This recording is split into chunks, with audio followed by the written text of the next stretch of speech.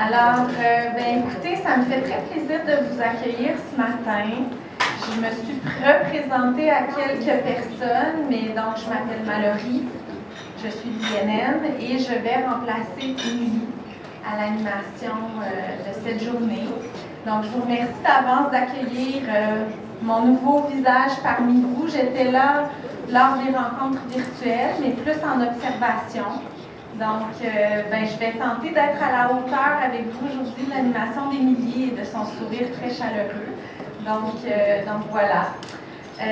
Puis je vais aussi faire un effort particulier pour apprendre rapidement chacun de vos noms, mais ça se peut que des fois je vous invite à mettre la cocarde là, dans le bon sens si jamais j'ai un blanc mémoire. Alors aujourd'hui, c'est une journée un peu spéciale, première journée complète de travaux ensemble. Je vous rappelle que notre objectif, c'est de dégager des priorités collectives pour l'amélioration des soins primaires. Et donc, ce qu'on va faire ensemble aujourd'hui, c'est d'aller au-delà du travail des valeurs qui a été fait pour commencer à identifier les grands défis, puis tranquillement en entonnoir les priorités qui vont émerger. C'est un exercice délibératif, donc vous allez changer vos points de vue, vos arguments les uns avec les autres. Au début, il y en a beaucoup parce que vous êtes nombreux. Puis petit à petit, on essaie de voir s'il y a des priorités collectives qui se dégagent. Parce que si elles sont collectives, si elles sont communes, ben c'est très fort après comme message à porter dans l'espace public de dire tout ce groupe s'est entendu sur ces priorités-là. OK, donc c'est vraiment ça qu'on va essayer de faire avec vous aujourd'hui. C'est moins difficile que ça peut en avoir l'air, puis on va vous guider à travers le processus. Je vous rappelle maintenant, alors on m'a donné ça. Je vous rappelle donc, est-ce que tout le monde a son outil de traduction simultanée? Everybody who needs this device has it? Yes? OK. Great.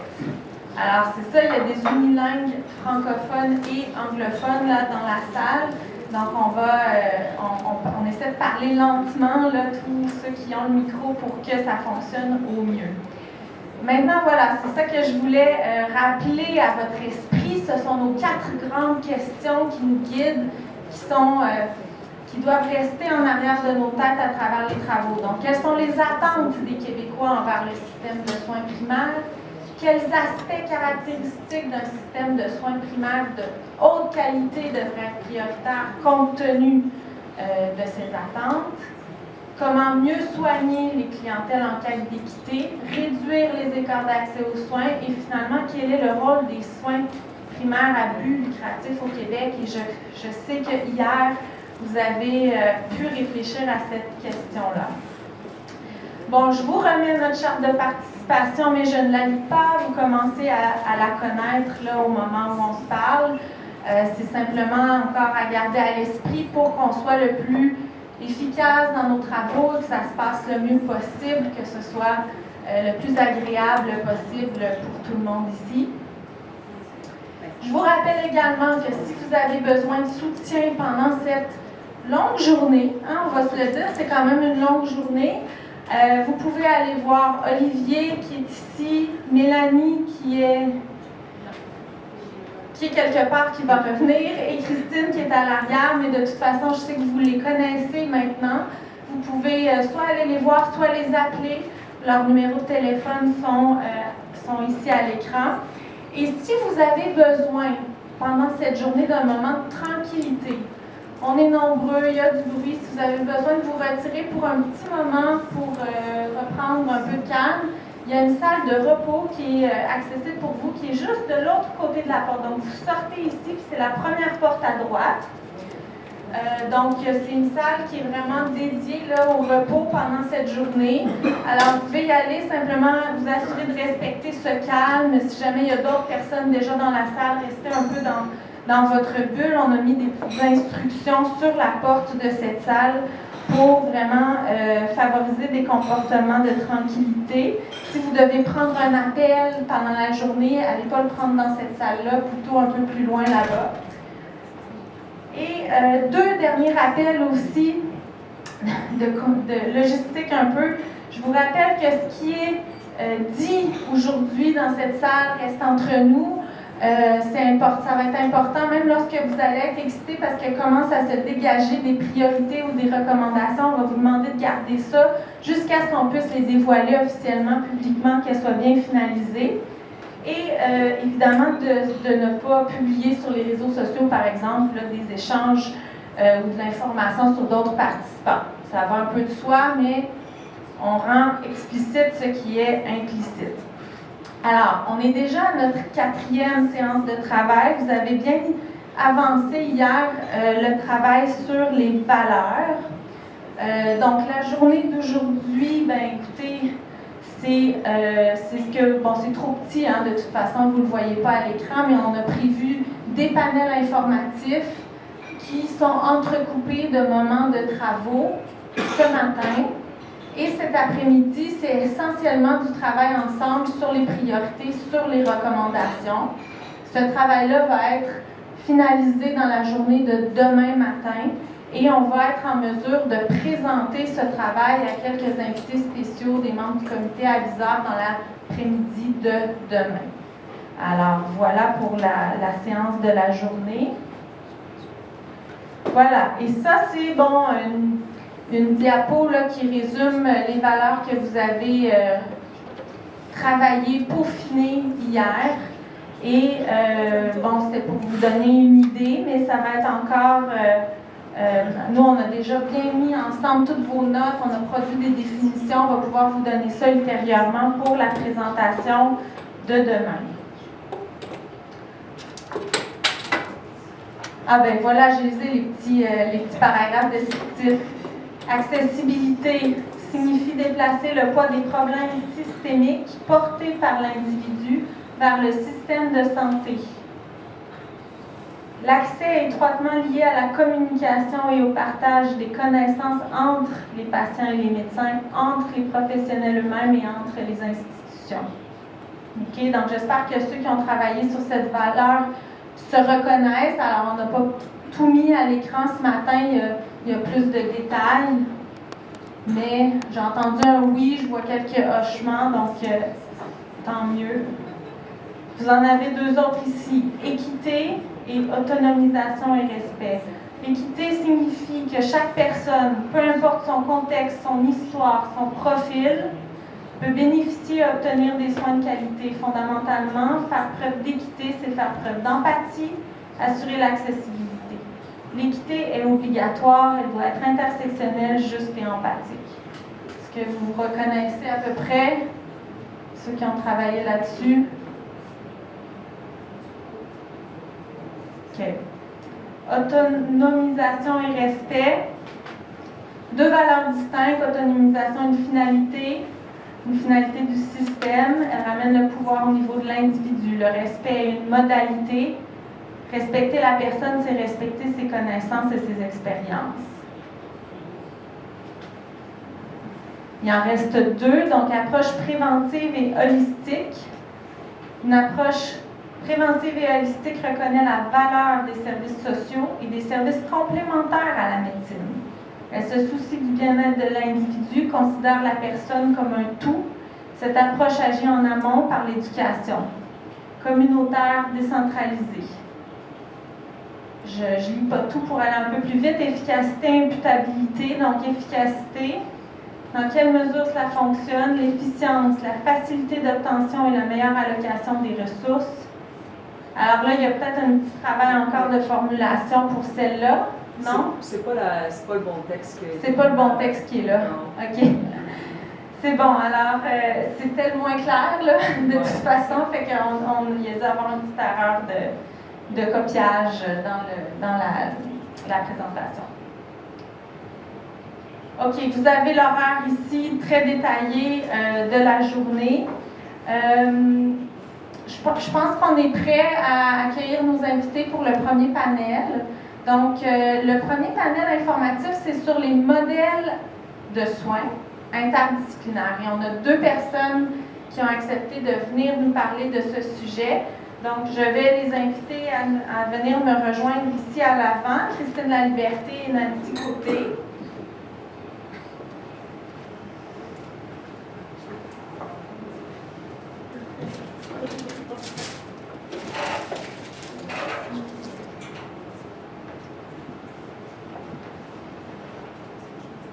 Ben oui, vous pouvez vous installer là. Donc, je vous présente quand même plus attentivement pour nos invités. D'abord, Christine.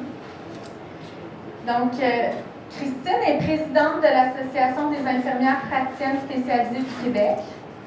En plus de votre pratique d'IPS, donc infirmière praticienne spécialisée, tout le monde le sait peut-être à partir de maintenant, spécialisée en soins de première ligne, vous êtes chargée de projet pour Archimède. Okay? C'est un nouveau modèle de soins qui met l'accent sur la collaboration interprofessionnelle en optimisant l'utilisation du rôle des infirmières et d'un groupe de ressources professionnelles. Vous allez nous expliquer ça tout à l'heure. Vous êtes aussi chargée de cours à l'Université Laval à Québec. Merci d'être avec nous.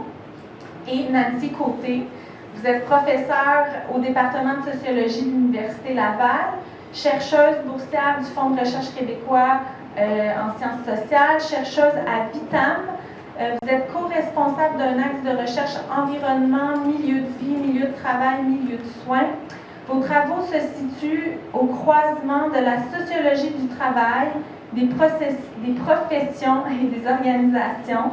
Vos recherches portent sur les transformations des organisations de santé et de services sociaux en première ligne et leurs effets sur le travail des professionnels, des médecins, des gestionnaires de ce secteur. Donc, vous avez développé vraiment une expertise dans les recherches menées aussi en partenariat avec différents acteurs de première ligne. On va commencer par vous. Je vous donne le pointeur. Voilà. Et vous allez nous parler, là, selon vos recherches, vos travaux, sur les modèles de soins interdisciplinaires, qu'est-ce qui devrait retenir notre attention? Alors, il y a un petit message, oui, Christine? Juste pour vous dire, vous avez reçu ce PowerPoint-là hier. Si jamais il y en a qui ne l'ont pas, il reste quelques copies sur la table ici. Et c'est comme ça pour les PowerPoints en général. Si vous avez besoin d'en avoir des copies, ils sont là. Oui, bien c'est ça. Alors, vous allez vous le faire présenter là maintenant, le PowerPoint. Et si après la présentation, vous voulez avoir accès à cette présentation pour la suite des travaux de la journée, il y a des copies papier de la présentation sur la table là-bas que vous pourrez prendre pour garder la trace de cette présentation. C'est bon? Alors, on y va, allez-y. Est-ce que vous m'entendez bien?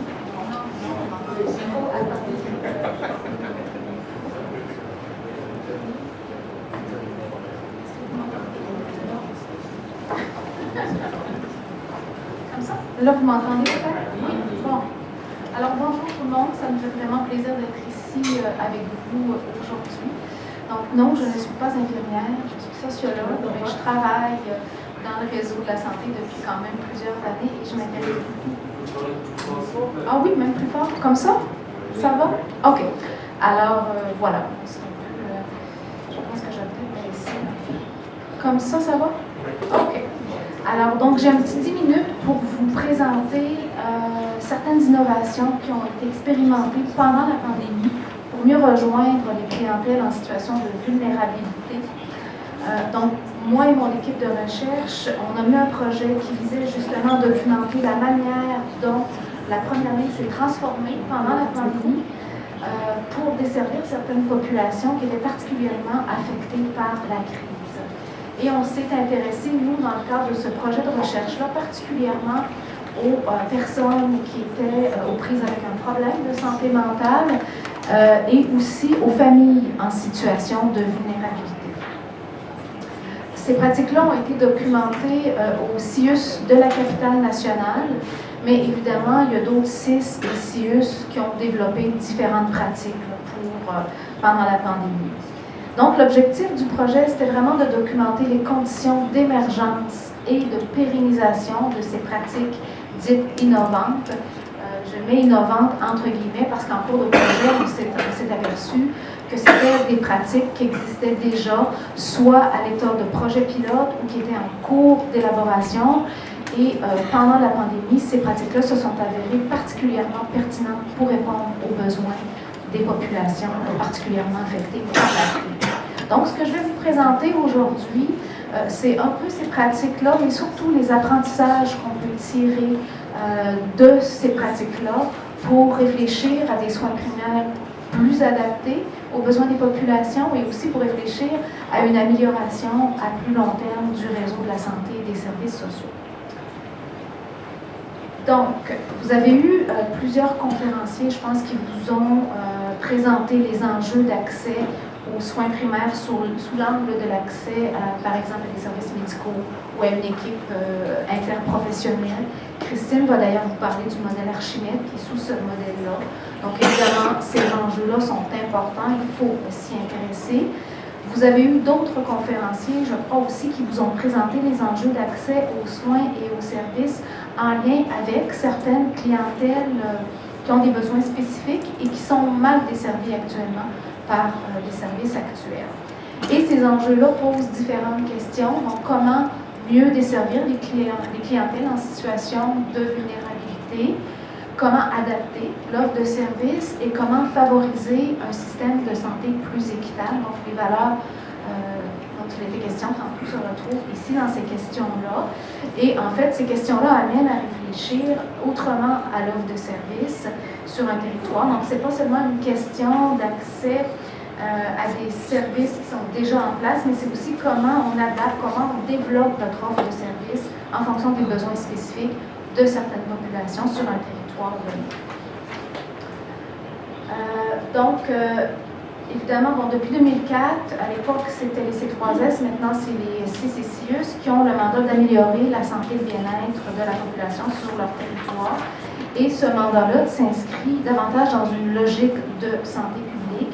C'est ce qu'on appelle la responsabilité populationnelle, donc qui implique l'obligation de maintenir, d'améliorer la santé et le bien-être de la population sur un territoire en fonction des besoins exprimés et non exprimés de la population. Donc, le non exprimé ici est vraiment important.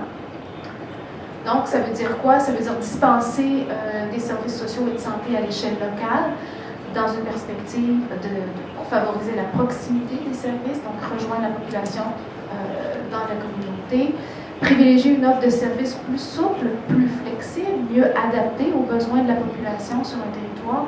Et ça veut aussi dire travailler autrement. Donc, privilégier, oui, la collaboration interprofessionnelle, on en parle beaucoup, Christine va vous en parler, mais aussi la collaboration entre les directions d'une même organisation, d'un CIS, d'un CIUS, et aussi travailler avec les partenaires sur un territoire dans une perspective de collaboration qu'on appelle intersectorielle, dans la reconnaissance des expertises de chacun.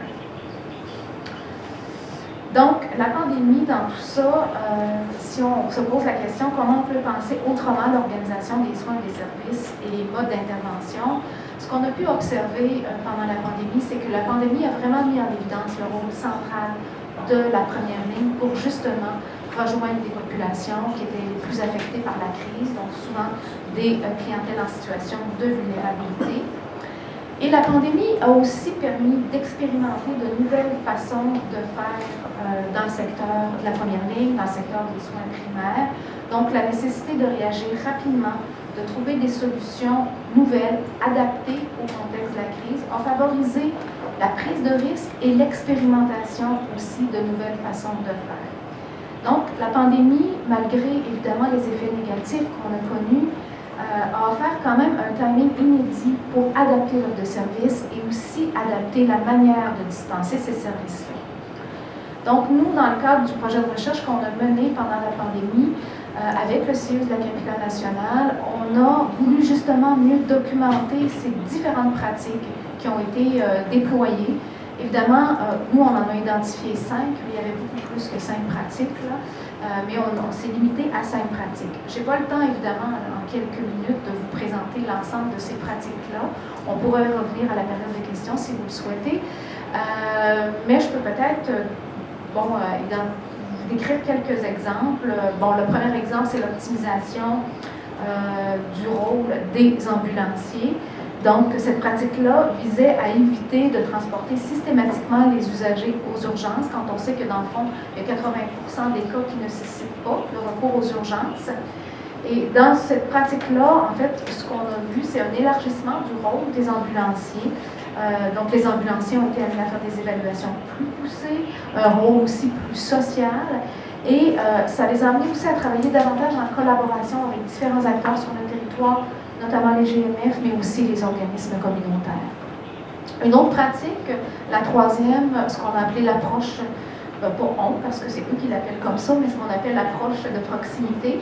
Donc, l'approche de proximité, c'est vraiment un changement de paradigme d'intervention vraiment important. Ce sont les intervenants qui se déplacent dans le milieu plutôt que les usagers qui viennent chercher des services au CCCIUS. Ces intervenants-là travaillent en étroite collaboration avec les organisateurs communautaires et avec différents partenaires sur le territoire. Ultimement, ça vise l'empowerment des communautés, mais les intervenants qui sont dans les milieux peuvent aussi servir de relais entre les populations plus vulnérabilisées qui ont besoin de services, donc, et faire le relais pour aller chercher des services dans les CCCIUS. Donc, d'autres pratiques, mais je n'ai pas vraiment le temps de vous en parler, mais on pourra y revenir dans la période de questions si vous le souhaitez. Donc, en gros, les apprentissages attirés de tout ça, quand on réfléchit à une première ligne, à des soins primaires plus adaptés, qu'est-ce qu'on peut retenir? D'abord que ça prend une vision de ce que pourrait être un secteur des soins primaires fort, structuré, mieux adapté aux besoins de la population, avec des services psychosociaux plus développés également. Ça prend bien sûr des capacités, des ressources supplémentaires en soutien au déploiement de ces différentes pratiques. Je pense que c'est Mylène Breton qui soulignait dans une des présentations qu'elle a fait que c'est 5% de l'enveloppe globale du budget qui est destiné aux soins primaires. Quand on pense aux services psychosociaux, on peut penser que, évidemment, c'est encore les parents pauvres des services sociaux, du système de santé. Ça prend aussi des collaborations interprofessionnelles, on l'a dit tantôt, mais aussi interdirections et intersectorielles plus structurées, plus diversifiées et plus soutenues pour arriver à travailler autrement. Et ça veut dire aussi changer la manière de travailler ensemble. On le sait que souvent les relations sont souvent hiérarchiques dans le réseau entre les professionnels, mais aussi entre les différents secteurs, CIS et organismes communautaires par exemple. Donc, il faut vraiment en arriver à valoriser les expertises, travailler davantage en complémentarité des mandats et pas, par exemple, balancer dans la cour du communautaire ce que le public ne peut pas absorber. Donc, avoir une réflexion par rapport à vraiment mobiliser les expertises de manière complémentaire. Et on va parler évidemment d'un leadership plus collectif, plus partagé entre les différents acteurs sur le territoire. Et tout ça prend du temps. Il ne faut pas négliger cet élément-là. Ça prend du temps pour construire ces partenariats-là, ces façons de faire-là. Mais une fois que c'est bien installé, on sait que les partenaires travaillent mieux ensemble. Donc, il faut résister à la tentation d'aller trop vite. Et à travers tout ça, il y a des enjeux de pérennisation des pratiques. Je n'ai pas le temps de vous en parler aujourd'hui, mais on se penche là-dessus dans le cadre d'un autre projet de recherche qui vise à documenter des conditions de pérennisation.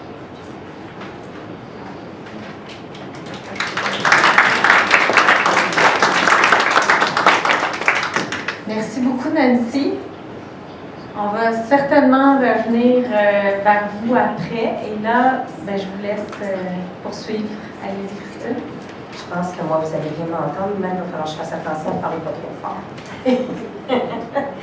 Donc, c'est ça, je vais vous présenter le modèle Archimède. En fait, Archimède, c'est une initiative locale qui vient de nous, en fait, sur le terrain, qui avons fait des constats au fil des années de nos pratiques sur qu'est-ce qui ne fonctionne pas, puis qui avons essayé de rassembler des éléments, tous dans la même clinique, pour faire en sorte que nos services soient plus efficaces.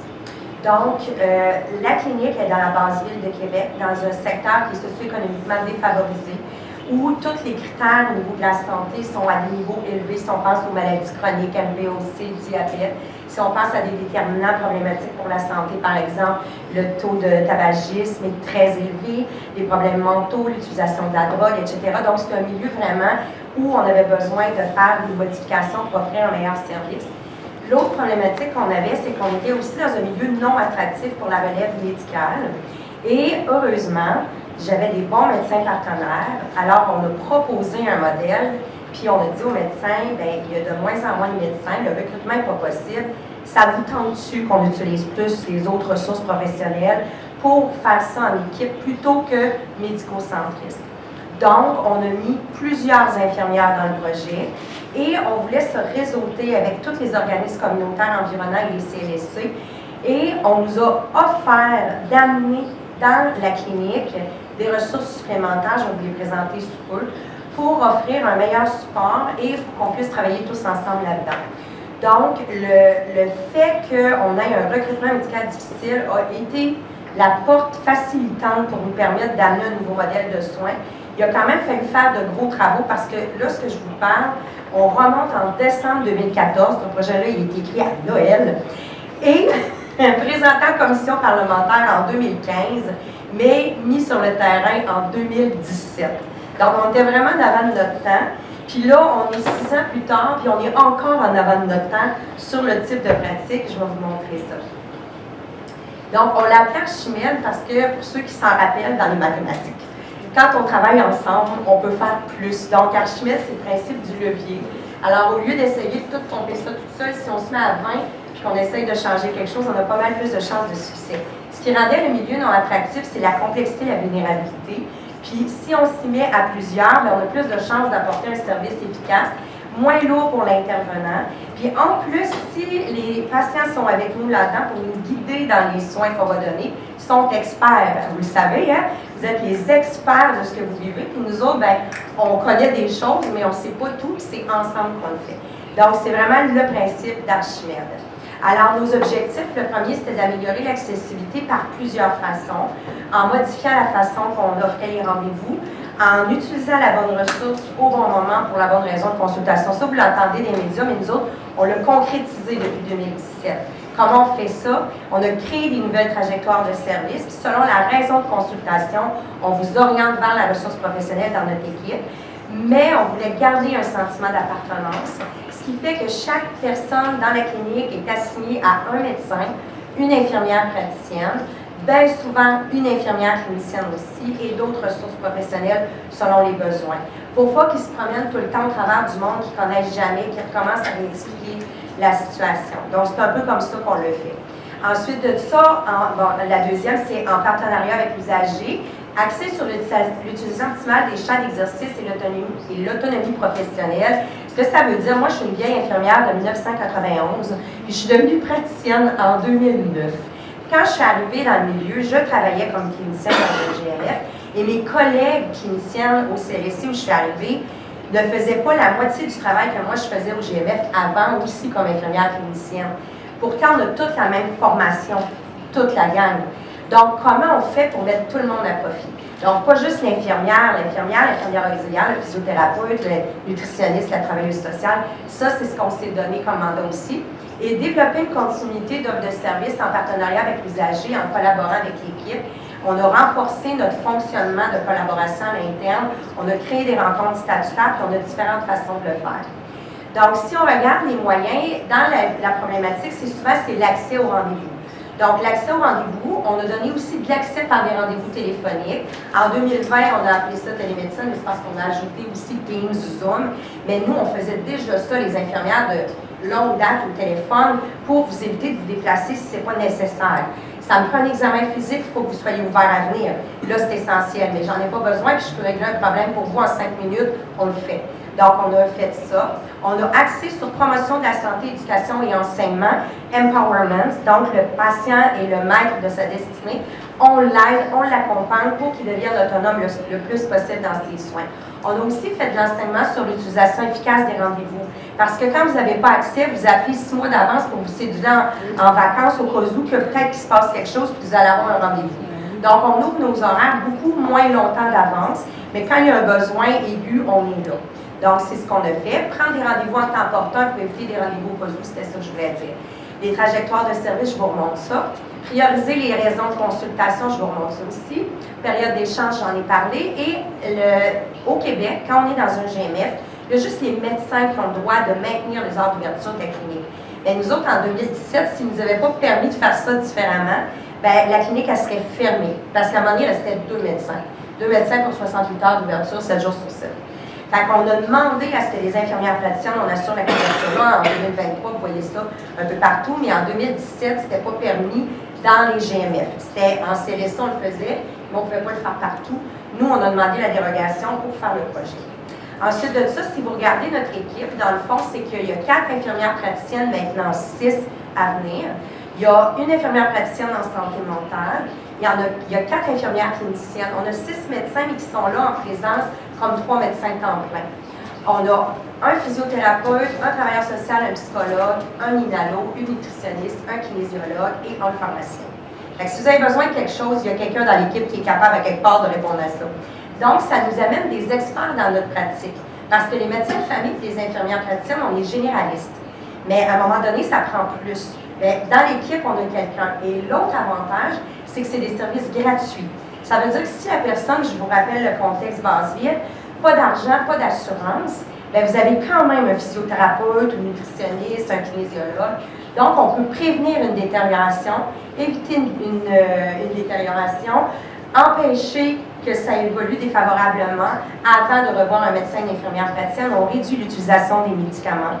Et on parlait d'empowerment, on empêche la récidive par des exercices, par exemple, de renforcement, etc., etc. Donc, c'est comme ça qu'on fonctionne. Il y a, à un moment donné, on avait eu une entrevue avec une journaliste, puis elle avait marqué qu'on était la clinique aux 20 portes d'entrée, parce que c'est ça, par raison de consultation, vous accédez à la bonne ressource. Le modèle en tant que tel, donc, le besoin de l'usager détermine le choix du professionnel. Je vais sauter quelques notes parce que je n'ai pas les diapos, moi je vous le donne de mon cœur. Alors, le point principal, c'est peut-être le troisième. Les personnes qui ont des problèmes complexes sont suivies en équipe. En fait, c'est ça notre force. Un modèle qui permet l'engagement d'une équipe auprès de la personne pour l'aider à évoluer, diminuer la lourdeur, puis empêcher les médecins de fuir le secteur, puis qu'on travaille tous ensemble. C'est un peu ça. C'est la même chose, je dis les médecins, mais les infirmières praticiennes. Des fois, quand c'est trop complexe, on a peur. Bien là, on veut enlever la peur parce qu'on est là ensemble. Ensuite de ça, bon, côté qualité, continuité, réponse rapide aux besoins, bien, le fait d'avoir ce fonctionnement-là, évidemment, le permet. Puis on travaille en synergie avec l'équipe médicale. On ne met pas en dehors les médecins, au contraire, parce que dans une équipe interprofessionnelle, le médecin fait partie de la gang. Dans une équipe de médecins, les autres font aussi partie de la gang. Fait que nous autres, on s'est dit que c'est tout le monde ensemble qu'on faisait ça. Ensuite de ça, on devait augmenter le nombre d'inscriptions d'usagers par médecin. Je vais vous montrer, on n'a pas atteint la cible totale prévue, mais on a atteint la cible totale prévue par ressources médicales. C'est qu'on devait être une plus grosse équipe, puis pour toutes sortes de raisons, on a manqué tout le temps de personnel, vous connaissez déjà ça. Donc, et on s'est ajusté, mais par ratio, par médecin, on a atteint la cible. Ensuite de ça, bon, on considère toujours l'expertise de l'usager comme étant prioritaire. Puis dans la gestion des rendez-vous, ce qu'on a, c'est un sans rendez-vous le jour même, un appel le matin. Vous ne venez pas vous asseoir pour attendre 5 heures dans la salle d'attente, vous appelez, vous avez un rendez-vous, vous venez à l'heure du rendez-vous. Donc, on fait ça. On a des rendez-vous disponibles dans 48 heures. On a aussi des rendez-vous disponibles quand l'intervenant est en vacances, en congé ou en maladie ou en partie pour un congé de maternité. Ce qui fait que vous ne tombez pas entre deux chaises quand l'intervenant n'est pas là. Puis nos horaires, on les ouvre 2 semaines. J'avais 2 à 4, mais c'est vraiment maintenant plus 2 semaines. Je vous explique. C'est que c'est devenu tellement trop facile que les gens viennent pour rien. Fait que là, on s'est dit qu'on allait se parler parce que des fois, les gens, ils ont juste besoin de savoir que c'est pas le temps de venir. Et on enseigne. Je pense, entre autres, dans les raisons de consultation, à une otite. Si vous avez mal à l'oreille, votre enfant a mal à l'oreille depuis 4 heures du matin, il est trop de bonne heure. Il faut venir consulter. Donc, on explique quand. On sort nos guidelines, on leur explique quand venir la prochaine fois. Assez que le projet a débuté en 2017. En janvier 2018, on a réduit les heures d'ouverture du sans rendez-vous parce qu'on avait trop de trous dans l'horaire. On a fait des suivis à place. Puis là, on a du sans rendez-vous le matin et le soir dans les périodes de pointe. Ensuite de ça, ici, vous voyez un peu le parcours avec les sans rendez-vous. Donc, avec rendez-vous, c'est la même chose. On a fait des tableaux par intervenant. Vous venez pour de la contraception, une TSS, un dépistage, etc. Vous pouvez rencontrer l'infirmière clinicienne. vous venez parce que vous avez besoin d'un suivi de diabète, c'est nouveau, c'est déjà connu, l'infirmière clinicienne est au dossier, vous allez là. Si ce n'est pas connu, vous voulez rencontrer votre infirmière praticienne parce que c'est elle qui est en charge de vous. On a notre caseload, les médecins ont leur caseload. On ne partage pas comme on ne dédouble pas nos services, on essaie d'être efficace. C'est l'un ou c'est l'autre. Mais si l'infirmière praticienne arrive au bout de son expérience, on va dire le nombre d'années d'expérience qu'on a fait la différence. Si je suis une jeune infirmière praticienne avec 1 an d'expérience versus 15 ans, bien, ça se peut qu'elle ait besoin du médecin au dossier plus vite que moi, mettons. Puis là, on s'ajuste ensemble. Mais là, nous, on est 5-6 praticiennes ensemble. Fait que là, il y a des plus vieilles, des plus jeunes. On se ressource, puis là, quand c'est nécessaire, on va vers le médecin. Donc, on s'ajuste constamment comme ça. Dans le sans rendez-vous, c'est un médecin ou une infirmière praticienne, jamais les deux. On est au sans rendez-vous, en dialogue avec une infirmière clinicienne. Et dans les raisons de consultation, ça peut quand même être un autre des autres ressources. Par exemple, vous avez mal à l'épaule, ça ne vient pas d'un accident de travail, ça ne vient pas d'un accident de la route, vous n'avez pas besoin de congé. Vous allez rencontrer la physio d'abord, en aigu. Si elle a besoin de nous le jour même, pour un médicament, elle va nous le dire. Sinon, c'est l'infirmière praticienne ou le médecin. Donc, on a vraiment mobilisé là, nos raisons de consultation comme ça. Si vous avez besoin, après ça, de rencontrer quelqu'un d'autre dans l'équipe, ça va être possible. Puis, on fait les suivis en dehors du rendez-vous. On a épuré pendant 6 mois les raisons de consultation pour enlever tout renouvellement, permis de conduire, tout ce qu'il n'y a pas d'affaires là, pour garder l'aigu. Vous avez de la fièvre, c'est là où ça se passe, il y a de la place pour ça. Parce qu'on a enlevé qu'est-ce qu'il n'y avait pas besoin d'être au sans rendez-vous. Mais on a des plages d'accès 48 heures, on a d'autres façons de le faire pour aller le chercher. Alors ça vous donne un exemple des trajectoires. Ça, c'est ce que le secrétariat a en main. Les secrétaires sont extrêmement importantes pour nous. C'est elles qui reçoivent l'appel du patient. Puis selon ce qu'ils vont dire, elle ne va pas vous demander de décrire. Elle fait juste dire c'est quoi la raison de consultation, elle met l'intervenant au dossier prévu. Dans le sans rendez-vous, 2 façons de faire. Ici, il y a des numéros. Mettons qu'on prend les risques de chute. Là, c'est il y a un pointeur à quelque part. C'est ça? Non, ça, je vais avancer. C'est lui ici? Oui, bien, je vais aller là. Regardez ici l'exemple de la douleur que je vous ai parlé tantôt. C'est marqué 1 physio, 2 médecin ou IPS, 3 cliniciennes. Ça veut dire que quand elle fait on va dire, je m'excuse du terme, un dispatch, elle va dire, OK, la physio n'est pas accessible, c'est parfait, ça s'en va à l'infirmière praticienne, celle qui est au sans rendez-vous. Par contre, c'est une douleur à l'oreille, on va dire, 1, c'est l'infirmière clinicienne, 2, c'est la praticienne. L'horaire de la clinicienne est pleine, OK, je mets le titre à IPS. Voyez-vous, c'est un peu comme ça qu'on le fait. Au niveau de la collaboration, là, je ne regarde pas le temps, je me le dis. Au niveau de la collaboration, on a fait des ateliers pour mieux connaître le rôle de l'autre. Il n'y a personne qui se chicane chez nous pour dire ça c'est à moi, ça c'est à toi, ça c'est mon rôle, tu ne prends pas ce patient. Il n'y a personne. On est tous dans le même deal là. Fait que c'est comme ça que ça fonctionne. Puis on fait des rencontres individuelles ou de groupe pour échanger selon la condition du patient. Puis le patient est impliqué avec nous dans ces rencontres-là ou non, selon où est-ce qu'on est rendu dans l'évolution des besoins. Donc, les médecins nous gardent les plages à tous les jours. Il y en a qui vont nous garder 1 heure d'emblée, n'importe qui d'équipe peut aller les rencontrer là. Il y en a d'autres qui vont nous dire, envoie-moi une tâche, je vais y aller passer le temps. Puis il y en a d'autres à qui j'envoie, c'est comme des courriels, là, les tâches chez nous. Je t'envoie un courriel, je te dis que j'ai quelque chose à te demander, tu me réponds. Des fois, ils voient le patient, des fois, ils ne le voient pas. Ça dépend. On essaie d'être très efficace là-dedans aussi. Ensuite, on a un copieux. Ça nous a sauvé la vie, même pendant la pandémie. 1 demi-heure par semaine, toute l'équipe au complet, sauf les médecins, avec qui moi je fais le pont, étant chargé de projet. Puis toute l'équipe au complet est là, puis on se dit, OK, ça marche pas, ça marche pas. Puis on passe en mode solution, tout le monde ensemble, tout de suite. À la semaine. Pendant la pandémie, là, c'était 3 puis 4 fois par semaine. De toute façon, les affaires changeaient tout le temps. Il fallait s'adapter comme équipe. Puis en plus, on a perdu plus de 50% de l'équipe dans la période. Il fallait se réorganiser pour que ça marche pareil. Puis ce qui est drôle, c'est qu'à 5-6 personnes, notre clinique a été ouverte 7 jours sur 7, du matin au soir sur semaine, et les fins de semaine et fériés.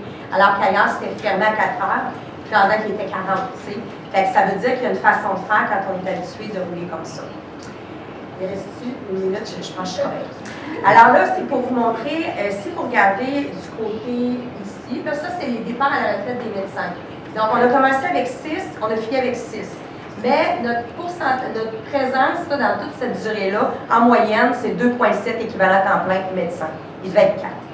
Fait que si on regarde à côté, ce qui est en bleu, ça, c'est la présence des médecins. La ligne noire, c'est ce qui était supposé d'être. Puis la ligne orange, c'est les infirmières praticiennes. Puis la ligne noire, ce qui était supposé d'être aussi. Fait que vous voyez ici aussi, là, des fois, on est en dessous de ce qui est prévu. Puis on devait inscrire 12 000 patients en 5 ans. Finalement, on est à 7 000. Mais si on fait un ratio par présence médecin temps plein, ça équivaut à 2226 personnes par médecin. Fait que c'est quand même un bon ratio. Puis on voudrait l'augmenter encore. Ici, si on regarde du côté droit, la grosse ligne ici à 5 équivalents temps plein, ça c'est la présence de nos autres ressources professionnelles. Ça compte 2 infirmières cliniciennes puis toutes les autres physio, TS, etc. Les lignes représentent chaque année. Fait que ça, c'est la première année. Là. Les gens, nous autres, on a commencé en avril, sont arrivés en mai, les premiers. Fait que c'est sûr qu'il y a 2 mois qui sont passés sur le budget. Puis nous autres, ben, on n'était pas encore staffés. Mais si vous regardez, après, il y a eu une montée progressive. Mais à chaque fois, on reste tout le temps en dessous du ratio prévu. On a constamment manqué de ressources. La ligne jaune, c'est la pandémie. Regardez la chute. En fait, ce qu'à un moment donné, il y en avait une ressource sur la gang qui était là seulement. Il restait juste les infirmières praticiennes. On a demandé de ne pas aller ailleurs. Alors, c'est nous qui tenaient la clinique ouverte. Puis on est resté ouvert 68 ans. Puis les médecins venaient aller en dehors aussi parce que les autres, ils avaient augmenté les gardes en dehors de la clinique à cause de la pandémie aussi. Donc, le taux d'assiduité, ça c'est le pourcentage de fois que vous êtes capable d'accéder à vos services versus celui que vous êtes obligé d'aller consulter ailleurs. Donc, si vous regardez sur le trajet, la courbe, ici, on a commencé autour de 80, alors, on a monté graduellement jusqu'à 89, 89,67. Là, on est dans ces eaux-là actuellement. Donc, seulement 11% des gens n'ont pas accès, puis on continue à travailler là-dessus. Je conclue. Donc, ce qu'on a fait, c'est qu'on a fait éclater un modèle médico-centriste pour y aller vraiment vers l'interdisciplinarité.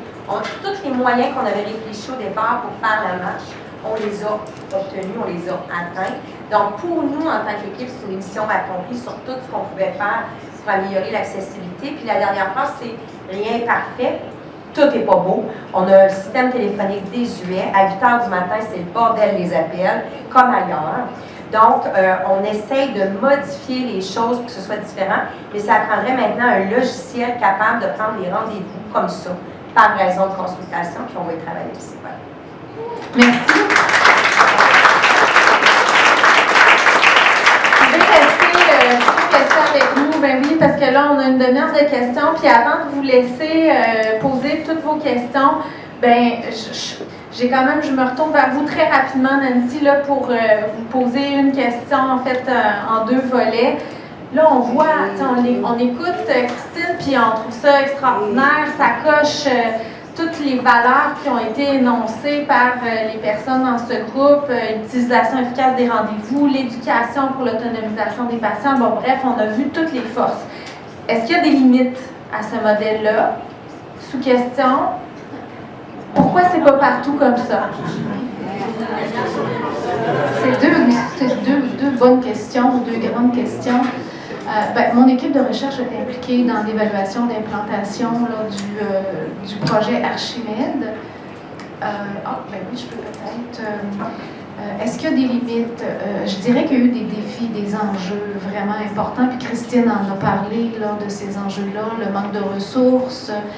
L'instabilité des équipes aussi, c'est pas uniquement à Archimède, mais le manque de main-d'œuvre, le roulement de la main-d'œuvre. C'est un modèle qui est basé sur une collaboration interprofessionnelle très, très étroite.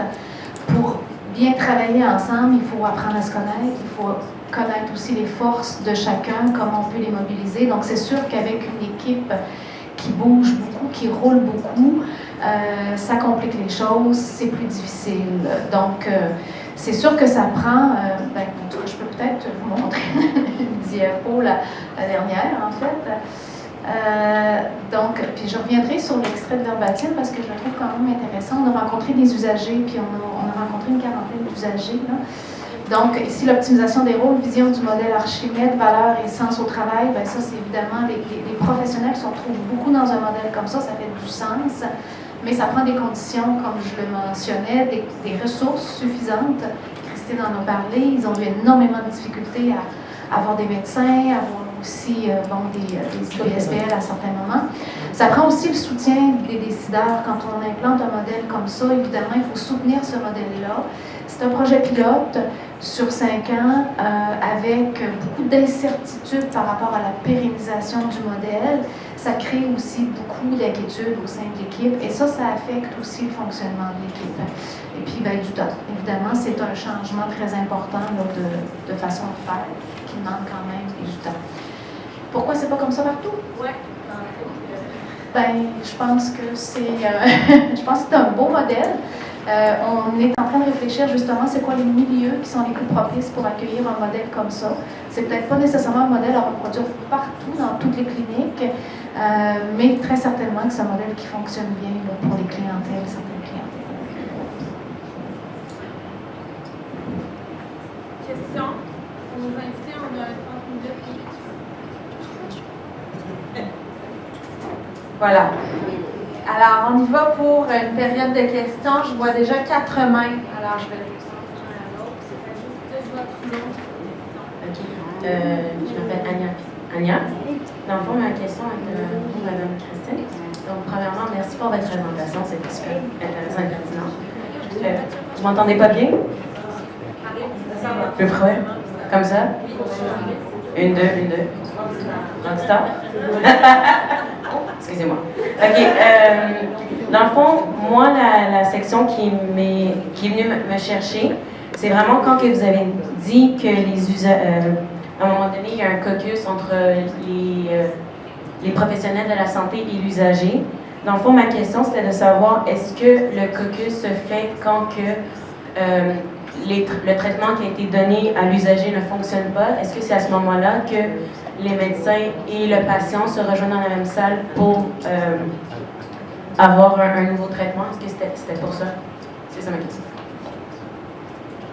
Ça peut être différentes raisons. En fait, là, ça peut être un traitement, ça peut être une personne qui a de la difficulté à se mobiliser, pour qui on n'a plus de solution. Ça peut être quelqu'un qui a besoin d'être relocalisé, que la famille est épuisée, mais qui ne sont pas capables d'échanger ensemble pour faire le choix d'une relocalisation. Il y a plusieurs raisons pour le faire.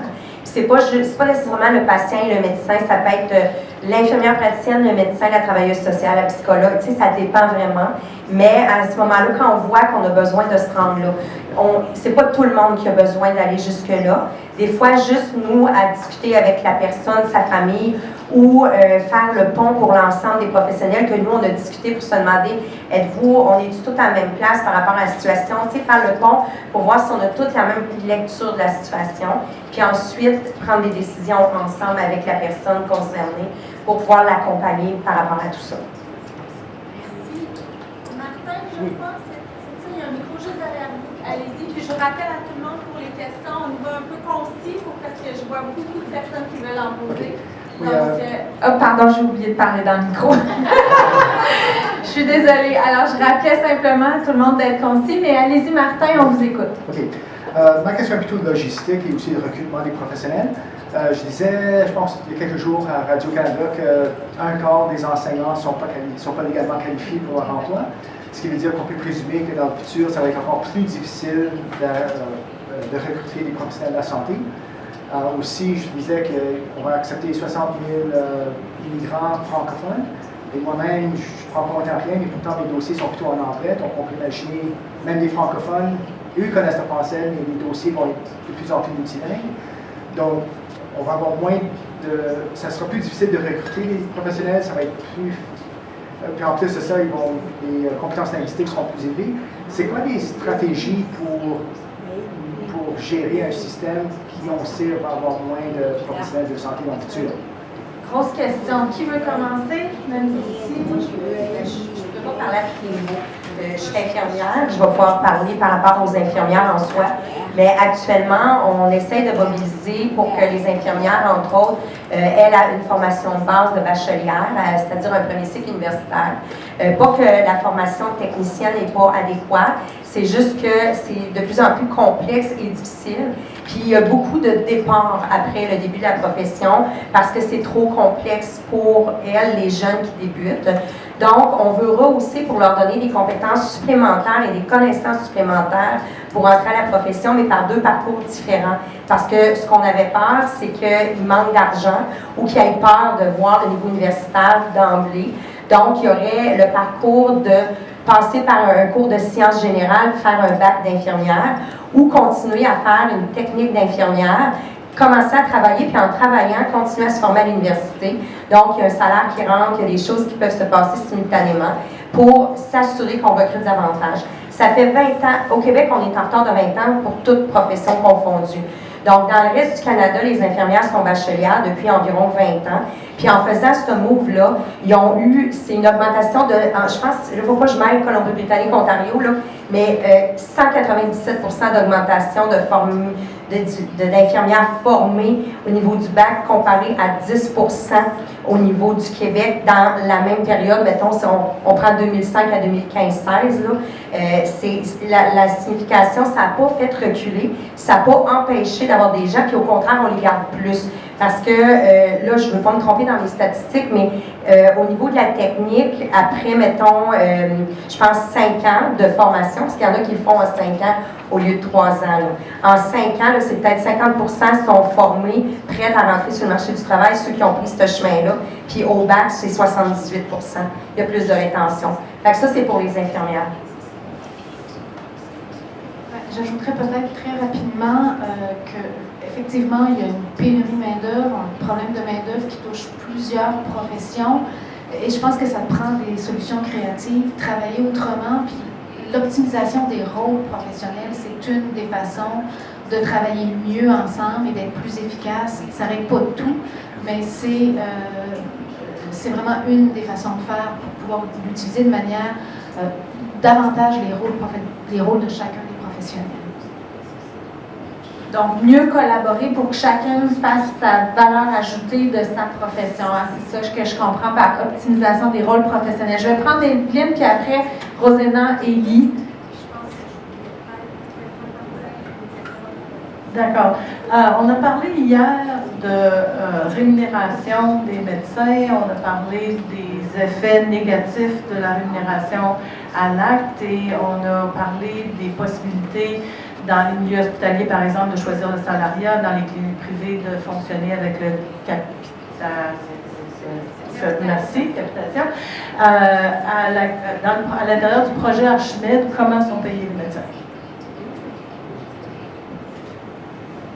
Sont payés à l'acte, mais la bonne nouvelle, c'est que souvent, quand c'est payé à l'acte, c'est le débit. Mais chez nous, ils travaillent au débit. Au débit, tu sais, ça va vite. 2-3 minutes, 5 minutes, 10 minutes, un rendez-vous, on en prend. Chez nous, ils sont payés à l'acte, mais il n'y a aucun médecin. En fait, il n'y a aucun rendez-vous dans la clinique qui dure moins d'une demi-heure. Que tu sois médecin ou quelqu'un d'autre. Ça, c'est exceptionnel. Puis malgré ça, vous avez vu le taux d'assiduité. Moi, j'essaie de le dire souvent là, au gouvernement. Arrêtez de penser que c'est au débit qu'on va l'avoir. C'est avec la qualité, l'enseignement, l'offre de service, occuper pleinement son champ d'exercice, qui revient à dire ce que Nancy disait. C'est comme ça qu'on va l'avoir, c'est pas au débit. Parce que nos patients ils ont 89%, 89,5% du temps accès, puis on est aux demi-heures. Puis des fois, c'est 1 heure quand c'est des IPS ou autres ressources.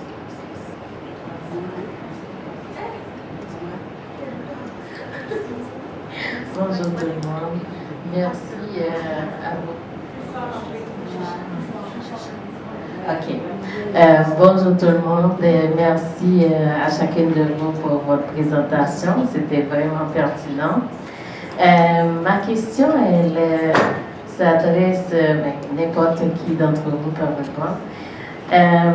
Sur le tableau, j'avais vu, vous allez parler aussi, que ça dépend du niveau de douleur ou de besoin. J'avais vu de 1 ou 2 ou 3, le patient peut directement aller en physio. Fait que ma question c'est comment vous faites pour calculer le niveau de douleur, tout en sachant qu'il y a des personnes qui sont moins tolérantes à la douleur et plus tolérantes à la douleur. Il y a des personnes qui souffrent des années. Donc, quand ils voient l'échelle, ils disent 9, c'est que je ne peux pas aller à la clinique, dans mon cas. Mais si je vais à la clinique, moi, c'est un 6. Pour quelqu'un d'autre, aller à la clinique, ça, c'est un 9. Comment vous faites en réalité? En fait, les numéros, c'est pas le niveau de douleur. C'est que la secrétaire, le premier, le numéro 1, c'est la physiothérapeute. Ça veut dire que la personne appelle pour une douleur à l'épaule. La première ressource qu'elle va lui offrir, s'il n'y a pas eu d'accident et qu'il n'y a pas d'assurance impliquée, c'est la physio. Le numéro 2, c'est l'infirmière praticienne ou le médecin. Ça veut dire que si cette douleur-là, mettons, c'est à cause d'un accident de voiture, ben, elle ne verra pas la physio, elle va voir le médecin ou l'IPS. Fait que les numéros ne réfèrent pas au niveau de douleur. Ils réfèrent à la secrétaire, quand elle voit un, elle dit « OK, ça, c'est le premier intervenant où je mets le rendez-vous. » Non, c'est ça. Ça, c'est nous autres qui évaluons ça quand on est avec la personne, le niveau de douleur. Mais la secrétaire, elle n'évalue pas ça. Elle veut juste savoir c'est quoi la raison de consulte. C'est une douleur au genou. OK, douleur au genou, physiothérapeute. C'est ça, elle. Les 1, 2, 3, c'était ça. Alors, Lise, si vous pouvez lui amener le micro, s'il vous plaît. Merci. Allez-y. Thank you. I want to speak about two issues with availability of staff. Can you bring it closer to your mouth, please? Yes. Is that better? Yeah. I want to talk about availability of staff because you mentioned there are shortages. I think that's true all over Canada, maybe more so even in Quebec. I taught in college for years, and there are many people who have come from other countries who are qualified nurses or doctors, and they have not been allowed to practice in Canada because they have to go through a whole system of exams. And they have told me that, for example, I had a student who was an internal medicine specialist in China, but he was not allowed to practice here because his education wasn't quite the same. Well, I think it would be worthwhile for our Canadian system to put a little bit of time and money into bringing a person like that up to speed. He's a brilliant and experienced doctor, and he's gone into a completely different field of work, and we're losing these people. Mm-hmm. Now, in Ontario, I just heard on the radio that they have allowed all the nurses, the foreign nurses who are waiting for their certification. Doug Ford said, "You're in, immediately." Could we do that in Quebec? Thank you. Alors, c'est une grosse question. Is this a strategy to, the question Martin was asking, to deal with the shortage of staff?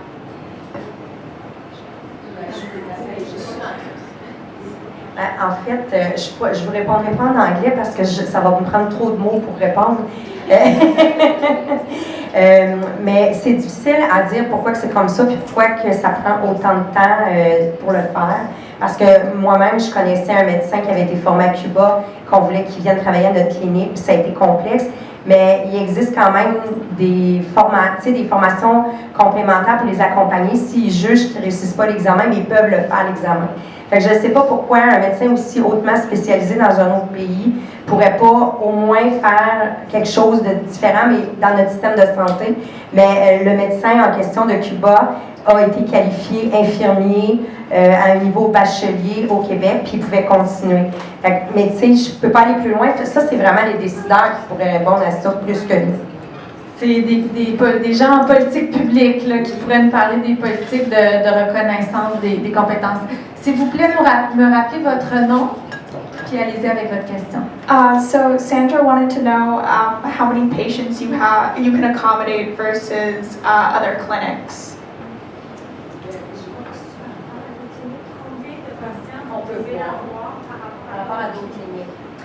En fait, la façon que c'est évalué, on y va plus en ratio par médecin à cause que les inscriptions sont toutes aux médecins. Là, fait que pour nous autres, c'est plus facile de le comparer comme ça. Mais habituellement, les médecins au Québec vont avoir 1000 patients environ chacun. Les jeunes médecins, ça peut être 700-800. Des fois, c'est 500 dans la première année de pratique. Puis, il y a des anciens médecins qui ont 2000-2500 patients. Fait que c'est très variable. Nous, dans notre clinique actuellement, on a 5 jeunes médecins sur 6, un en pré-retraite. Donc, il y en a 2 qui ont terminé en 2018, puis 3 en 2020. Puis quand ils sont arrivés, on les a donné d'emblée entre 700-800 à 1200 patients, alors que leurs collègues et amis en avaient 500. On sait donc que le fait de travailler en équipe permet d'augmenter le nombre de patients qui peuvent être rencontrés. Puis nous, à 2226, c'est considérant le fait que, comme je vous démontrais sur les diapos tantôt, on a toujours été en bas du nombre de ressources qui étaient prévues. Imaginez maintenant si on les avait toutes, jusqu'où on irait. Ça, c'est ce que j'espère pouvoir faire dans les années là, qui s'en viennent. Merci, Sandra, pour la question. Allez-y, Lucie. Oui, Lucie, merci beaucoup, toutes les deux. Une présentation formidable. Et puis, petite question rhétorique, est-ce que vous allez bientôt étudier les Laurentides et allez-vous ouvrir quelque chose dans notre coin? Parce que franchement, c'est pas bon. Pour reprendre la question de Louis, je pense qu'une des choses qu'il ne faut pas oublier, c'est qu'on nie la présence, mais elle est tout à fait là, du racisme systémique. Et dans le système de la santé, c'est quelque chose qui est extrêmement honteux, mais très présent aussi. Je m'excuse, je suis chanteuse opéra, j'ai peut-être même pas besoin de ça. Pardon! Bon, alors, le racisme systémique. Je pense aussi qu'il faudrait parler en amont de la première ligne. Je pense qu'il faudrait parler de prévention, il faudrait former tout le monde qui gère les besoins en santé en nutrition, et pas au Québec, pas au Canada, mais bien aux États-Unis. L'Université Stanford, entre autres, fait des choses extraordinaires dans le domaine de la nutrition. Il faudrait aussi amener la dimension psychosociale, le développement de la communauté. Et ça, notre gouvernement en place est contre le communautaire. Il veut tout privatiser. Alors ça, il faut faire bien attention. Moi, je pense, entre autres, de développer le sens de la communauté, parce que it does indeed take a village. Mais les cuisines de santé collective, des trucs comme ça, pour apprendre aux gens à cuisiner avec peu. Mais aussi, je vais faire ça vite, j'ai pris mes notes. Alors, je Parce que vous allez avoir plein de temps tout à l'heure pour sortir vos idées. Il faut aussi parler de l'aide sociale. Pour ma part, ça m'a pris 5 ans avant d'être capable de dire « oui, je reçois de l'aide sociale ». Alors, augmenter la limite des gains admissibles pour que les gens puissent reprendre leur agentivité. Et l'augmentation des prestations d'aide sociale, rebaptiser, enlever l'aide de dernier recours. Pour Christ! Ça n'a pas de bon sens. Mais je vous arrête, Lucie, parce que je vais terminer sur votre je suis rendue au dernier. Permettre aux bénéficiaires, et ça, c'est pas fait encore, permettre aux bénéficiaires de l'aide sociale de faire des études. Et ça, c'est défendu. Quand on est à l'aide sociale, on n'a pas le droit, seulement si on passe par le programme Réussir, qu'on a accès aux études. Et même là, c'est le parcours infernal. Enfin, voilà, je m'arrête là. Merci beaucoup. Merci. Lâchez pas, de grâce. Le commentaire de Lucie sur les Laurentides me suscite une question que j'aimerais vous poser.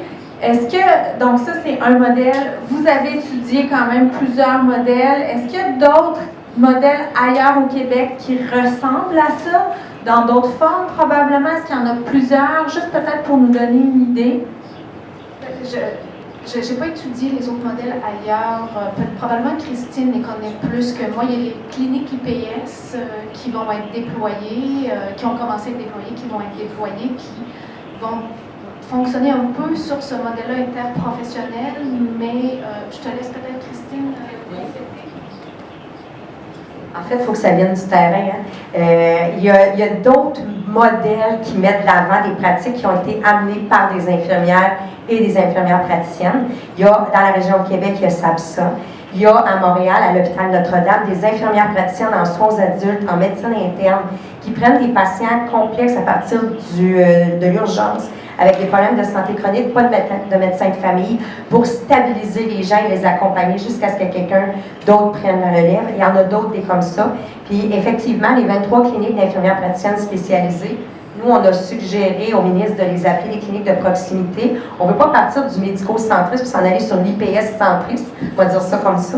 Donc, mais qu'on mette vraiment proximité, une équipe interne, un peu comme on vient d'en parler, dans une approche qui pourrait ressembler à ça, et c'est possible que ça se produise, mais ça, le ministre va décider. On attend finalement la fin des informations sur comment ça va se faire, mais ça donne de l'espoir. Puis le modèle pourrait se retrouver dans toutes les cliniques sur le bord d'une fermeture, parce que nous autres, c'était ça.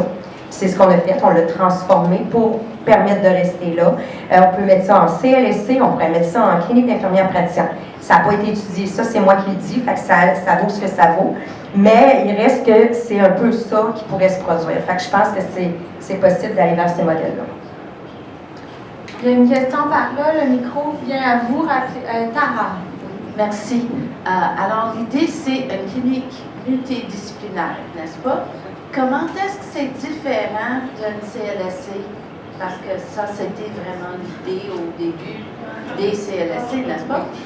En fait, c'est la proximité. Moi, j'ai été au CLSC 3 ans comme infirmière praticienne avant de retourner en GMF. C'est la proximité. On était trop en silo. Puis moi, ben, j'étais toute seule infirmière praticienne dans une bâtisse de CLSC où toutes les ressources venaient se référer à moi dans tous les étages. Mais on n'avait pas de proximité dans nos situations comme on l'a là dans un modèle comme ça, où tout le monde partage le même dossier. Il y a pas de, ça ne me prend pas un papier en 50 termes pour accéder à un service, c'est tout de suite. Nutritionniste, tout de suite. C'est sûr qu'il peut y avoir un délai de priorisation parce qu'elle est toute seule pour le groupe, mais il reste que j'ai pas besoin de faire trop d'administratif pour accéder à quelque chose. Donc, le modèle serait bien en CLSC, mais je suggérerais fortement, s'il le faisait, de ne pas y aller en silo d'équipe, mettons, psychosociale d'un côté, de périnate d'un autre. C'est regrouper ça dans la clinique ensemble, puis on travaille tous dans un lieu commun pour la même clientèle, pour faciliter les services, mais pour la continuité pour vous, pour le sentiment d'appartenance aussi, pour la qualité du service et l'efficacité. Julia? Oui, donc moi, ma question, c'est, j'ai étudié en gestion, puis je me posais la question, je voyais tout ça, c'était super côté organisation, mais à quel point c'est viable par rapport à... Parce qu'il y a eu beaucoup de personnes, je comprends qu'on a le personnel en ce moment, c'est pas évident, mais comment les infirmières et les autres spécialistes, comment ils se sentent là-dedans? Est-ce que c'est un débit tellement effréné qu'ils n'ont pas... c'est quoi leur... parce que je m'en fais pour les professionnels, est-ce que c'est autant que c'est le fun de collaborer, mais est-ce qu'ils se sentent bien là-dedans? Parce qu'on sait que dans le reste du système de santé, c'est pas vraiment le cas, donc voilà. Est-ce que c'est un milieu de travail qui favorise le bien-être des professionnels? En fait, je peux peut-être répondre à la question parce que le projet de recherche visait justement à mieux documenter l'expérience de travail des professionnels au sein de la clinique. Comme je le disais tantôt, il y a vraiment, je dirais, ça fait beaucoup de sens pour les professionnels parce que ça rejoint vraiment leur valeur de travailler en collaboration interprofessionnelle. Ils sentent vraiment qu'il y a une valeur ajoutée pour l'usager. Donc ça, c'est vraiment quelque chose de très important qui les mobilise. Il y a toute la vision du modèle Archimède aussi, auquel ils adhèrent beaucoup. C'est sûr que nous, ça nous a quand même surpris comme équipe de recherche parce qu'on pensait qu'il allait y avoir des difficultés justement de collaboration interprofessionnelle, mais on a plus vu au moment où on a fait de la collecte de données, parce que ça a changé aussi, mais de difficultés au niveau de la collaboration intra-professionnelle. Donc, c'est interprofessionnel, c'est entre différents types de professionnels, par exemple entre infirmières PSPL et entre médecins. Intra-professionnel, c'est par exemple entre infirmières cliniciennes et infirmières praticiennes spécialisées. Donc là, les zones de chevauchement étaient beaucoup plus floues, moins claires. Un autre élément aussi qui n'est pas à négliger dans ces... Puis la question est vraiment bonne. Un autre élément qui n'est pas à négliger, c'est la question de... Je parlais tantôt de rôle professionnel, donc d'utiliser tout son champ pratique. Nous, on pensait que c'était nécessairement quelque chose de positif, mais pour certaines personnes, c'est un peu angoissant, stressant, parce qu'ils n'ont pas nécessairement eu à le faire avant. Donc, il y a comme un accompagnement aussi à y avoir pour que chaque professionnel utilise vraiment de manière optimale, on va dire, leur champ de pratique. Donc, c'est un super modèle, mais il y a effectivement des éléments à garder en tête quand on implante ce modèle-là pour accompagner le changement parce que ça nécessite quand même un changement très, très important. Les agents administratifs, on n'en a pas beaucoup parlé, mais leur rôle, Christine a montré, les secrétaires, leur rôle est central dans cette clinique-là. Elles ne sont pas nécessairement formées pour bien comprendre tous les termes médicaux de santé. Ça a l'air banal, mais ça complexifie beaucoup leur travail. Donc, il y a aussi un accompagnement, et la clinique l'a fait, là, la clinique s'est ajustée au fur et à mesure de l'implantation. C'est un peu le rôle de la chargée de projet, justement, de s'assurer que tout le monde soit heureux là-dedans, d'où les caucus, et de travailler avec les gestionnaires du CIUS. C'est correct? Oui, vous savez c'est quoi? Oui. Dans le fond, parce que moi, je suis chargée de projet, donc je suis comme un peu égalitaire à mon équipe. Puis je m'assure, souvent on me disait, je suis le chien de garde du modèle. Je m'assure que ça va se faire. Mais j'identifie les problématiques, puis il y a des choses que moi, je peux faire à mon niveau, mais il y en a que je dois transférer au gestionnaire pour le faire. Donc, en fait, c'est une question aussi de changement. Tout le monde n'est pas prêt au changement. Mon plus gros problème, là, ça va faire drôle de dire ça, mais c'est qu'on soit syndiqué. Ce que ça veut dire, c'est que oui, c'est drôle à dire, hein? Vous n'auriez pas pensé ça. En fait, c'est à cause que tu veux venir travailler là, tu as l'ancienneté, tu n'es pas un agent de changement, tu ne veux pas changer les affaires qui se passent, mais tu y vas parce que tu as un poste. Fait que là, les gens y arrivent, puis la première volée, la première équipe, là, c'est des Français, ils savent ce que je veux dire avec des volées. La première équipe d'infirmières, le niveau de difficulté était, le choix d'y être n'était pas nécessairement dans un modèle aussi éclaté que ça. Fait que, occuper ton champ d'exercice, là, on devrait faire ça au Québec depuis le début de la vie des infirmières, mais c'est faux que c'est ça. Et là, tu arrives, tu as été formé au bac, mais tu ne l'as jamais fait en 15 ans. Mais là, tu examines un patient, il faut que tu le libères. Alors, on fait beaucoup de mentorat, de préceptorat, de formation continue pour les aider là-dedans. Ils ont un plan de formation personnalisé et avec l'établissement, on fait de la formation pour les accompagner. Mais ça, il va falloir le faire partout parce que c'est pas vrai qu'on manque de ressources au Québec. On les utilise juste comme pas bien. C'est ça qu'on fait. Il reste 2 questions. Il n'y en a plus d'autres? OK, je vais prendre ces 2 dernières questions-là de Caroline et Rosena. On va prendre les 2 questions une après l'autre, puis elles vont répondre après. Allez-y rapidement. Bonjour, merci beaucoup. Très rafraîchissant de vous écouter ce matin. Donc, petite question par rapport au projet Archimède, le modèle en soi. Première question, d'où est venue l'inspiration et qu'est-ce qui vous disait que ça pourrait fonctionner? Et de 2, quand est-ce que vous savez que le modèle est à sa dernière itération, qu'il fonctionne et qu'il n'y a pas besoin d'amélioration?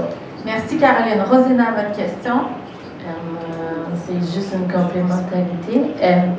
Dans votre programme d'Archimède, est-ce que le temps supplémentaire obligatoire existe? Fait que je ne veux pas oublier de répondre aux 3 questions, OK? Fait que j'ai peur là, de les oublier. Fait que, bon, on va y aller avec ça. Temps supplémentaire obligatoire n'existe pas dans notre modèle, mais les infirmières étant consciencieuses, on en fait volontairement, mais il est reconnu d'une certaine façon. Par contre, on regarde toujours, bien, ça va répondre à la deuxième. Le modèle ne sera jamais parfait. Le modèle va toujours devoir être revu. Depuis 6 ans, à toutes les semaines, je réfléchis à comment je pourrais faire mieux, comment je pourrais, selon ce qui se passe. Fait que je pense que ça va être comme ça tout le temps. Parce que mes difficultés le 20 janvier 2023, mes difficultés le 15 mars 2023, c'est jamais la même affaire. Il y a des troncs communs de difficultés qu'on adresse. Puis là, on a mis en place, quand on dit c'est un succès sur tout ce qu'on a voulu mettre en place pour que ça marche, et là, c'est un succès de pouvoir avoir éclaté le modèle, qu'on fonctionne bien comme ça, l'accès est meilleur. Mais il ne sera jamais parfait. Puis il va toujours falloir le peaufiner. Et la question de Caroline, c'était qu'est-ce qui vous a inspiré? Qu'est-ce qui vous a fait dire oui, ça va marcher, on fait ça? La foi. En fait, comme je disais, moi j'ai gradué en 91. Fait que pendant des années, j'ai été dans le système de santé, puis à un moment donné, je disais ça marche pas, ça marche pas, ça marche pas. Mais je suis devenue plus critique quand je suis devenue infirmière praticienne. Encore plus. Parce que là, je me suis mélangée dans le monde médical en plus. Fait que là, j'avais les 2 côtés de la médaille, puis je pouvais voir un peu tout ce qui marchait pas. Puis je me disais, quand j'étais au sans rendez-vous, ça n'a pas d'affaire là. Ah, ça, c'est pas là. Ah, le patient, il est venu pour rien. Ah, ça. Fait que c'est tout ça. Comment je peux aider la personne comment je pouvais aider le système. J'ai tout mis ça ensemble, puis j'ai fait une proposition. Puis là, j'ai eu espoir de convaincre quelqu'un. Puis il y a juste une personne qui m'a dit « écris-les », puis il y en a 30 qui m'ont dit « fais jamais ça ». J'ai écouté la une, puis je me suis ramassée dans une commission parlementaire en 2015 avec 0 expérience pour devoir expliquer ça au ministre Barrette et aux oppositions avec la FIC. Mais c'était pas la FIC parce que c'est un syndicat, c'est parce qu'il y avait tellement de monde qui voulait me mettre des bâtons dans les roues pour pas que je la mène. Puis j'ai eu des bâtons dans les roues, puis j'en ai encore. À plein niveau. Non, c'est ça. Mais faut y croire, puis il faut foncer. Puis moi, ben, j'ai appris dans ma vie à lâcher prise, puis à juste comme moi, je dis toujours, sky is the limit, puis la limite, c'est les autres qui vont me la mettre. Puis j'essaye.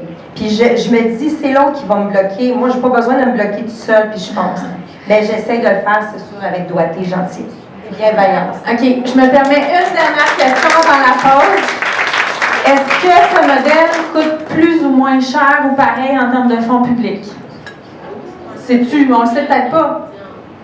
Vas-y, mais je vais pouvoir quand même donner un petit aperçu de ce que je pense. On est en phase 2 d'évaluation parce qu'on continue à évaluer le modèle. On a eu toutes sortes de problèmes pour évaluer cet aspect-là plus économique dans la phase 1. Dans la phase 2, on s'attaque à cette question-là. Pour l'instant, on n'a pas encore de données qui permettent de mesurer ça pour l'instant au niveau de la recherche. Est-ce que tu veux que je fasse vas-y rapidement. Bon, rapidement, c'est dur sur ce bout-là, mais je vais essayer. Là. Mais là, c'est la citoyenne qui parle, qui pourrait être une patiente demain. OK? Moi, ce que j'ai fait, je me suis dit, dans un GMF de niveau 1, comme nous autres, d'habitude, il y a à peu près 6 médecins. 6 médecins sont incapables de garder une clinique ouverte 68 heures. Je les ai estimés à 300 000 de salaire, sachant que c'est peut-être plus. Fait que je me suis dit, c'est 1,8 million. Après ça, je me suis dit, 1,8 million, j'ajoute à ça un cadre GMF, c'est 104 000 par année.